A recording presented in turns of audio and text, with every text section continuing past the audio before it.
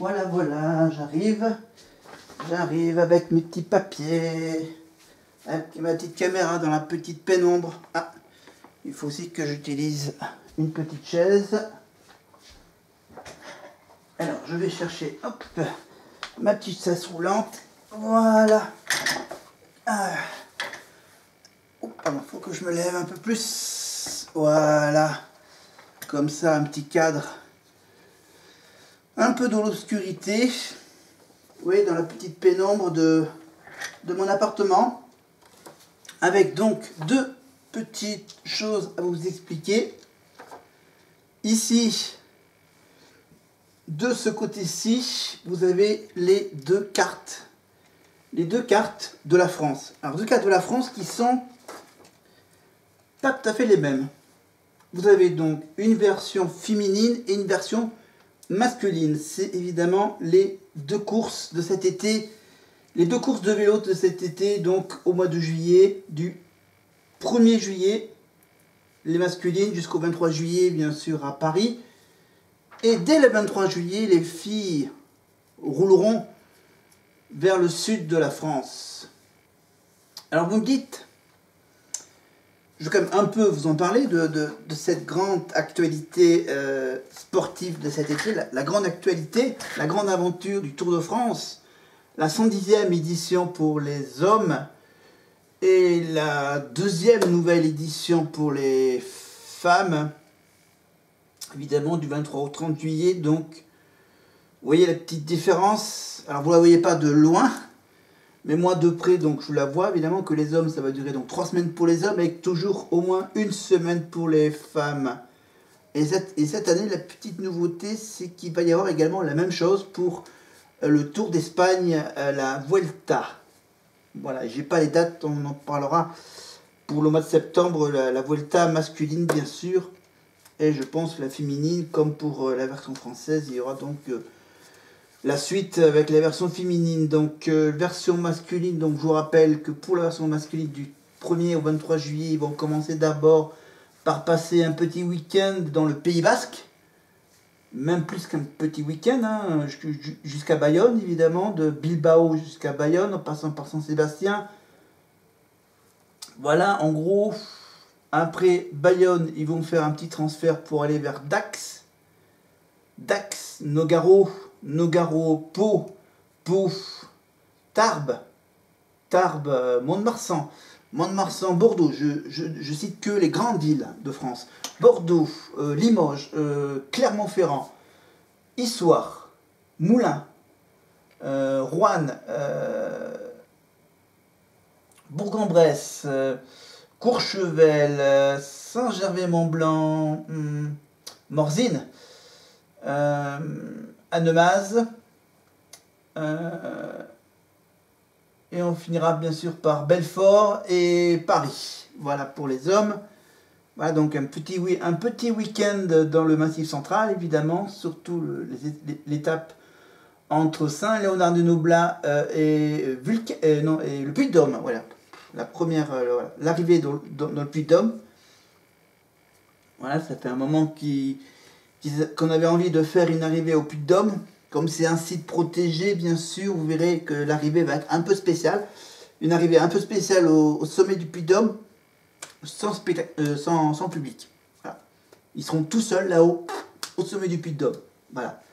Pour protéger ce site, évidemment, classé au patrimoine mondial de l'UNESCO, évidemment. Voilà, il y a des règles strictes à respecter, donc vous verrez qu'à la fin, il n'y aura pas de public. Jusqu'au dernier kilomètre. Voilà. Après le dernier kilomètre, ils seront tout seuls à arriver jusqu'en haut, en haut du Puy-de-Dôme. Bon, ça va faire de belles images des cyclistes qui pédalent tout seuls jusqu'au sommet du Puy-de-Dôme. Évidemment, je crois même qu'il n'y aura même pas les voitures suiveuses. Voilà. Parce que ça pollue l'atmosphère du Puy-de-Dôme. Le Puy-de-Dôme, quand ils arriveront au Puy-de-Dôme, ils passeront une journée de repos. Ils feront la petite journée de repos à Clermont, dans la grande ville auvergnate. Évidemment, avant de redémarrer une nouvelle étape, toujours en part. Non, c'est quoi? C'est l'étape qui Ah non, l'étape 10, c'est l'étape 10 qui démarre à Vulcania. Vous verrez, c'est magnifique, Vulcania. Vulcania pour aller jusqu'à Issoire. Donc dans le sud du Puy-de-Dôme, à Issoire, toujours dans la région Auvergne-Rhône-Alpes. Donc Issoire. Après, ils vont revenir à Clermont-Ferrand, après avoir fait l'arrivée à Issoire, pour ensuite partir de Clermont et aller vers l'Allier, vers Moulins. Moulins, si je ne me trompe pas, c'est la préfecture de l'Allier. Voilà, Montluçon, la sous-préfecture avec Vichy. Voilà. Parce que bien sûr, il faut que ce soit une grande ville qui ait beaucoup de place pour installer les coureurs et tout le matériel de l'arrivée. Voilà, vous verrez donc une arrivée un peu spéciale au sommet du Puy-de-Dôme et surtout les 2 étapes à Issoire et à Moulins, dans le Puy-de-Dôme et dans l'Allier. Et pour le Cantal, vous me dites, mais donc il ne passe pas par le Cantal, c'est bizarre. C'est qu'en fait, le Cantal va être ville d'arrivée de la course féminine. Alors, il y a d'abord une petite étape pour commencer, pour bien se mettre en jambes. Les 124 km de cette première étape féminine qui démarre cette fois-ci de Clermont-Ferrand. Voilà, ils se sont dit, on va faire deux passages dans la ville de Clermont. Voilà. Un passage avec les hommes et un passage avec les femmes. Sauf que pour les hommes, ça sera en plein milieu de la course, alors que pour les femmes, ça sera au tout début de la course. Voilà, première étape, Clermont-Ferrand. Voilà, dans la région de Clermont-Ferrand. Voilà, dans la commune de Clermont-Ferrand. Voilà, 124 km. Là, les filles, elles ne passeront pas par le Puy-de-Dôme. Voilà, par le Puy-de-Dôme, par le sommet du Puy-de-Dôme. Ils passeront à côté du Puy-de-Dôme. Voilà, Clermont-Ferrand, 124 km, donc première étape. Et vous me dites, pour aller vers le sud, ils vont peut-être obligés de passer par le Cantal. Eh bien si, ça va être le cas. Ça va être une étape auvergnate. Une étape quasiment presque auvergnate. Il y aurait juste un petit passage en Corrèze par la ville de Bort-les-Orgues pour la Corrèze. Mais bon, ça sera surtout dans le Cantal. Voilà, il y a surtout, bon, il y a juste le petit passage par le Mont d'Or. Voilà. Le Mont d'Or et ensuite direction le Cantal avec une arrivée à Mauriac. Une arrivée en petit circuit. Voilà, un petit circuit à côté de Mauriac. Vous verrez. Voilà. Mauriac, alors ils font quel circuit déjà? Bon, pour le moment, on n'a pas encore le détail exact, mais voilà, ils passeront donc Clermont-Ferrand, de Clermont à Mauriac, ils passeront voilà, par Bort-les-Orgues, évidemment, pour aller dans le sud, voilà, par le Mont d'Or, le massif du Sancy, la Bourboule, la belle cité balnéaire de la Bourboule. Voilà, c'est un peu, bien sûr, en même temps, ça fait de la pub, de la promotion pour notre belle région Auvergne et surtout pour le Cantal. Voilà, l'étape donc féminine, je vous donne la date, le lundi 24 juillet. 148 km donc entre Clermont-Ferrand et Mauriac. Ensuite, ils partiront évidemment, si je ne me trompe pas, de Collonges-la-Rouge. C'est pas la Corrèze, mais c'est juste des départements d'à côté. Collonges-la-Rouge, la belle ville de Collonges-la-Rouge que j'ai visité évidemment pour aller à Montignac-Lascaux. Ça doit être en rapport avec la grotte de Lascaux. Voilà, tout près de la grotte de Lascaux. Pour ensuite, ils vont faire un petit Cahors-Rodez. Voilà, une petite étape entre Cahors et Rodez. Putain, ils innovent hein, les idées. Parce que à Mauriac, ils vont faire une petite boucle avec un double passage à l'arrivée. Et là, pour le départ à Cahors, ils feront une petite boucle.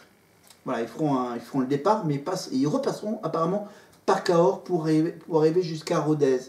Voilà, pour que ça fasse à peu près 167 km. Pour Mauriac, ça sera 148. Après, ils se dirigeront les filles du côté d'Albi, dans le Tarn. Albi, j'irai faire un tour à Albi, bien sûr, après le tour féminine, évidemment. On ira dans le Tarn, évidemment. Moi, j'irai faire un tour dans le Tarn au mois d'août.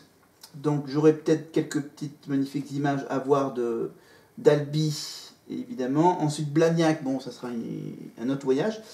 Albi, Blagnac, Blagnac, et ensuite, bien sûr, on finira, elles finissent bien sûr par faire de la montagne, les filles, bien sûr. Elles finiront par le Tourmalet. Et oui, Lannemezan, le Tourmalet dans les Pyrénées. Lannemezan. Évidemment, pour les filles, pour faire une étape de montagne, il faut que ça soit pas bien long. Là, il faut un petit 90 km. Voilà, 90 km entre Lannemezan et Tourmalet. Albi, Blagnac, 122. Pour aller jusqu'à Albi, ils en font 126. Et les 22 petits kilomètres à la fin, à Pau, dans les rues de Pau. Évidemment, la ville de François Bayrou, bien sûr, pour ceux qui se rappellent de mes petites vidéos politiques, évidemment, Pau, la ville de François Bayrou, les 22 km du contre-la-montre individuelle féminine le dimanche 30 juillet. Voilà, du 23 au 30 juillet, c'est les filles, évidemment, avec donc le 24 à Mauriac, le 26 Cahors-Rodez. Ensuite, ils dirigent vers Albi pour le 27. Le 28 juillet, ils vont à Blagnac. L'étape de montagne du Tourmalet le 29 juillet et le 30 à Pau, un contre-la-montre à Pau. Et est-ce que les hommes, ils font un contre-la-montre? Est-ce qu'ils vont faire un contre-la-montre? Je regarde, je la cherche. Ah, le petit contre-la-montre, c'est dans les Alpes. Un contre-la-montre à Combloux. Un Combloux, pardon. Combloux. Voilà, de Passy à Combloux. Le mardi 18 juillet, contre-la-montre individuelle. Le seul contre-la-montre, je crois, de cette édition, de cette 110e édition du Tour de France, du 1er juillet au 23 juillet. Ça sera évidemment les deux courses. Ça sera sur France Télévisions, évidemment. Hein. Évidemment, France Télévisions. Avec Laurent Jalabert et Marion Rousse. Voilà, avec sur la moto, un certain Thomas Vauclair. Voilà. Donc le mois de juillet sera évidemment presque complet avec bien sûr, voilà, je vous rappelle que pour les hommes, vous avez les 2 jours de repos, les 2 lundis, 2 jours de repos. Donc la première journée de repos, ça sera à Clermont-Ferrand le 10 juillet et la deuxième journée de repos, ça sera dans les Alpes, au sommet du Mont-Blanc, à Saint-Gervais-de-Mont-Blanc, le 17 juillet. Voilà, et l'étape du 14 juillet, ça sera malheureusement après l'Auvergne, ça sera l'étape du Grand Colombier. Du Grand Colombier avec bien sûr le départ à Châtillon-sur-Chalaronne. Magnifique petit village dans la région. Je pense qu'on va peut-être plus ou moins passer dans la région Rhône-Alpes, bien sûr. Après ces 3-4 jours dans l'Auvergne, évidemment, et après voilà. Donc le mois de juillet, donc très très auvergnat, évidemment, avec des étapes masculines et le départ féminin. Voilà, c'était juste le petit... voilà. Donc j'y reviendrai quand j'aurai un peu plus d'infos là-dessus. Voilà, mais pour ce lundi 1er mai, eh ben, on va parler de ce qui est à ma gauche, de ce côté. Alors de ce côté, j'ai le carton rouge. Le carton rouge, donc, pour dire non à la retraite à 64 ans. Le fameux carton rouge de la finale de la Coupe de France de football entre Toulouse et Nantes, remportée par les Toulousains. Ça fait une soixantaine d'années que les Toulousains n'ont pas gagné la Coupe de France masculine de football, évidemment. Et donc, bien sûr, ils ont fait la fête le lendemain, mais bien sûr, je vous rappelle que cette journée a été, bien sûr, marquée surtout par ces fameux petits cartons rouges. Les cartons rouges de la retraite à 64 ans des syndicalistes. Avec un sifflet rouge aussi, mais je ne l'ai pas. J'ai juste réussi à vous imprimer ce fameux carton rouge pour dire non à la retraite à 64 ans. Et j'ai donc le fameux petit communiqué de presse. Un petit communiqué de presse. J'ai pris bien sûr celui du principal syndicat, bien évidemment le plus connu de France, la CGT, la Confédération Générale des Travailleurs. Confédération Générale du Travail ou du Travailleur. Écoutez bien ce petit texte. Après 12 journées de mobilisation d'une ampleur inédite, où des millions de manifestants et de manifestantes ont réaffirmé. Oui, bon, j'ai fait l'inverse. Voilà, j'ai fait masculin, féminin, alors que là, c'était marqué féminin et ensuite masculin. Ont réaffirmé leur opposition à la réforme des retraites. Le président Macron a enfin décidé de s'adresser à la population. C'est vrai que le moins que l'on puisse dire, c'est que le président, il n'a rien tenu compte. Il n'a rien tenu compte à la légitime colère des travailleurs et des travailleuses. Là, j'ai fait encore l'inverse. Qui s'exprime depuis plus de 3 mois. Ah oui, depuis le mois de février. Ah oui, on a laissé passer. Bon, on a quand même laissé passer les fêtes. Bon, on va attendre après les fêtes pour faire la grève. Et là, je pense qu'après, on va peut-être s'arrêter pour laisser passer le Tour de France. Après, on rattaquera en septembre. Pas sûr. Monsieur, voilà, c'est mon souhait. Voilà. Qu'on laisse tranquille les coureurs pendant les 3 semaines, les 3-4 semaines, et après peut-être au mois d'août. On verra. Oui, bon, on a encore 2 mois. Avant que les coureurs partent, on a encore le mois de mai et le mois de juin. Hein, bon.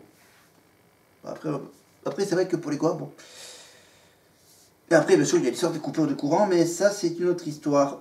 Le moins qu'on puisse dire, donc, c'est que, comme on pouvait s'attendre, donc, le président a essayé de justifier à nouveau sa réforme, voilà, de dire qu'elle est juste au niveau financier, voilà, etc., etc., etc. Voilà.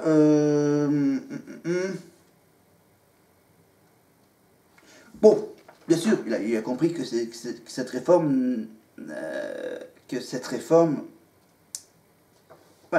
n'est pas acceptée. Voilà, il a compris que la réforme n'est pas acceptée. Mais bon, il a dit, bon d'accord, ok, je suis pas populaire, mais j'accepte mon impopularité. Voilà. Vous ne m'aimez pas? Bah tant mieux, je m'en fous. Vous ne m'aimez pas? Allez-y, soufflez, allez. Mettez-moi des cartons rouges, allez-y, je suis pas footballeur. Ah là là. Et ouais. Tout ça pour être au service des plus riches, qui suscite, voilà, c'est toujours le rejet toujours plus important de la population, les 74%, 74% et les 90% d'actifs du côté public ou du côté privé, ça m'est égal, mais il y a quand même une petite grève à faire, vous voyez. C'est vrai qu'une fois de plus, il affirme que les 2 années supplémentaires de travail, en plus, sont nécessaires pour, bien sûr, faire plus de richesse. Voilà. Bon, c'est vrai que le côté positif, c'est qu'il y a moins de chômeurs. Il y a moins de chômeurs au boulot. Il y a moins de chômeurs qui ne travaillent plus. Alors, voilà. Alors, les syndicalistes, au contraire, lui bien sûr, le syndicaliste, il est urgent d'augmenter les salaires. Donc voilà, ils aimeraient qu'on augmente les salaires pour financer la protection sociale. Il entend ouvrir 3 grands chantiers, sans annoncer rien d'autre que des projets de réforme. Voilà, le président donc a livré un discours de campagne en complet décalage avec le vécu et le mécontentement des Français. Donc, bien sûr, la CGT appelle l'ensemble du monde du travail à développer les mobilisations, notamment des 20 et 28 avril, et à faire donc de ce 1er mai une journée puissante de manifestations portant l'exigence du retrait de la réforme, de la paix et de la justice sociale en France et partout dans le monde. Voilà, je le dis rapidement, ce fameux petit communiqué, et surtout cette magnifique publication. Voilà, si on peut la mettre, hop là, en petite évidence, voilà. Regardez cette magnifique image, partout, déterminée pour un 1er mai massif, unitaire et populaire.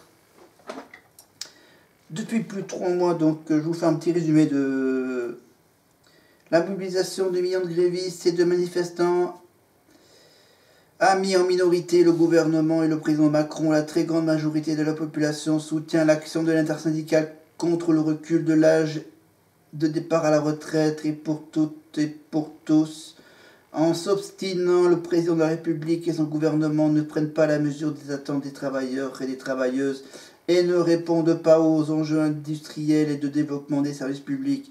Pire, ils sont responsables de la crise sociale et environnementale qui ne cesse d'aggraver en participant massivement aux manifestations du 1er mai. Salariés, jeunes retraités, privés d'emploi, familles, amis, voisins, collègues de travail, nous montrerons notre refus du passage en force de cette réforme qui nous impose un recul social sans précédent. Nous exprimerons notre colère en affirmant que pour nous, 64 ans, c'est toujours non. Avec cette lutte, nous demanderons de l'espoir pour gagner sur les retraites, mais aussi pour augmenter nos salaires et nos pensions. L'urgence, c'est d'augmenter les salaires, pas de reculer l'âge du départ à la retraite. Ce 1er mai est une journée de solidarité internationale pour la paix entre les peuples. À Paris, des dirigeants syndicaux du monde entier seront présents pour montrer leur solidarité avec notre mobilisation.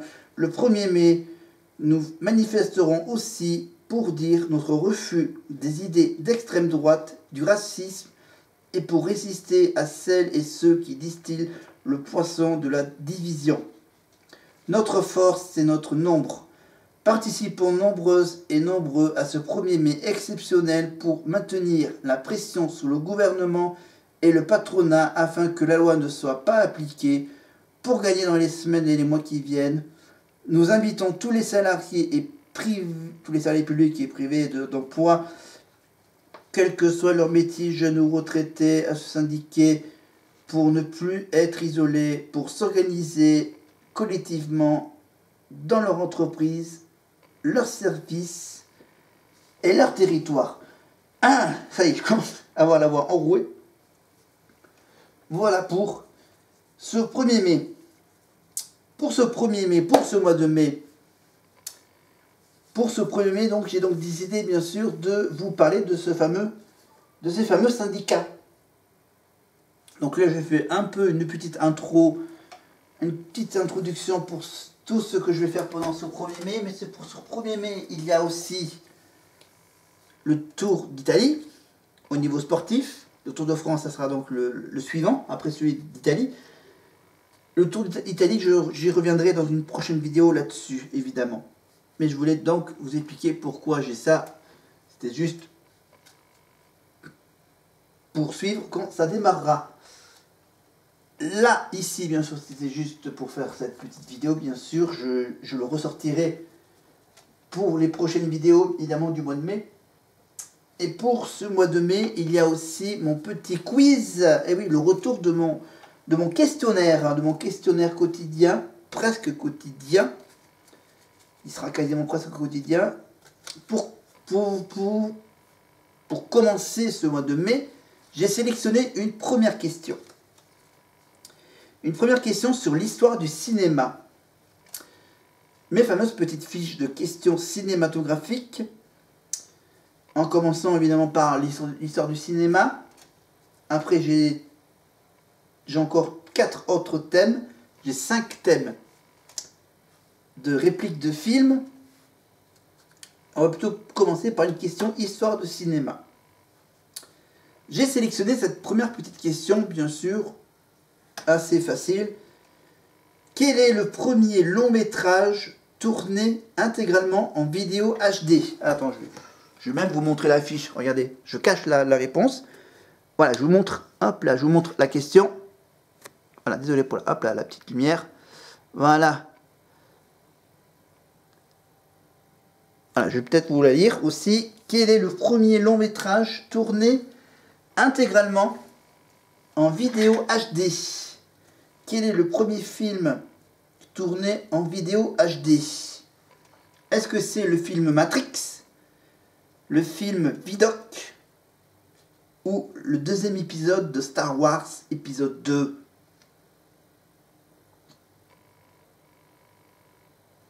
Est-ce que c'est le premier Matrix? Est-ce que c'est la version moderne de Vidoc? Ou est-ce que c'est le deuxième épisode de la saga Star Wars? Eh bien, je vous laisse réfléchir sur cette réponse. Voilà, je vais donc changer un peu la mise en scène de ma vidéo, je vais pas vous donner la réponse tout de suite. Je vous laisse un peu cogiter sur la question. Voilà, je vais donc faire un arrêt. Voilà, on va s'arrêter là pour aujourd'hui.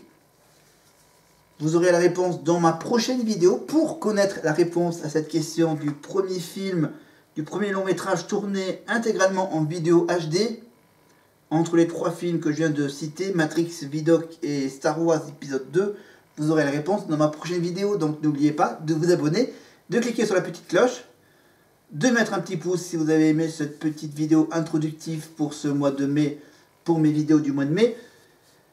Et n'oubliez pas bien sûr de mettre un petit commentaire bien sûr sur tout ce que je viens de vous raconter sur les 2 courses de cet été, les 2 courses françaises féminines et masculines avec les étapes en Auvergne, sur la CGT et tout ce que la CGT vient de nous dire pour ce 1er mai. Voilà tout. L'histoire du carton rouge évidemment pour la Coupe de France de football évidemment.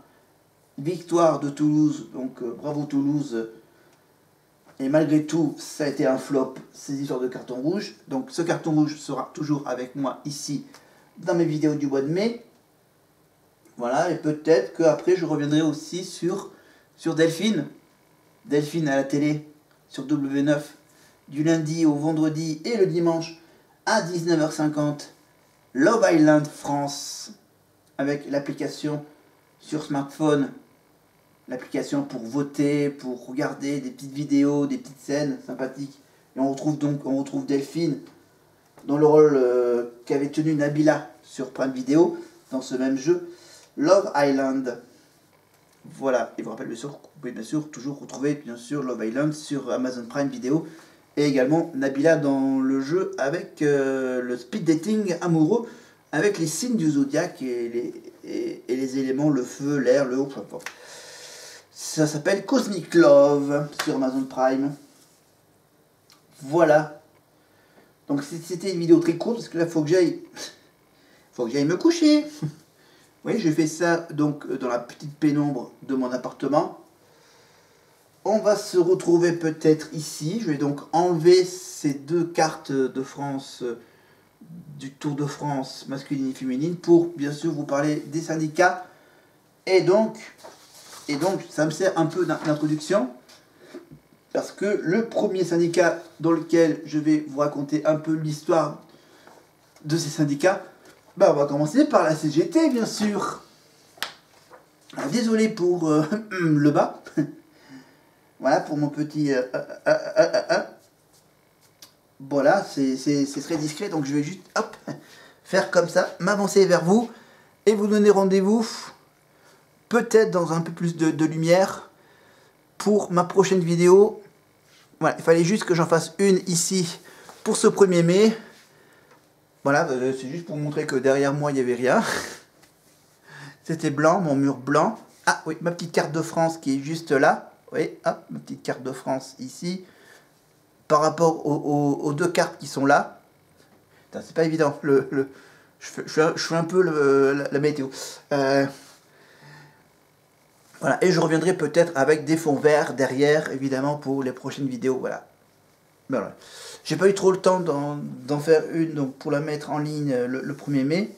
Parce qu'il y avait beaucoup de sports à la télé, les matchs de rugby, etc. Donc j'en fais une, je la mets en ligne dès ce 1er mai. J'en tourne un pour ce 1er mai.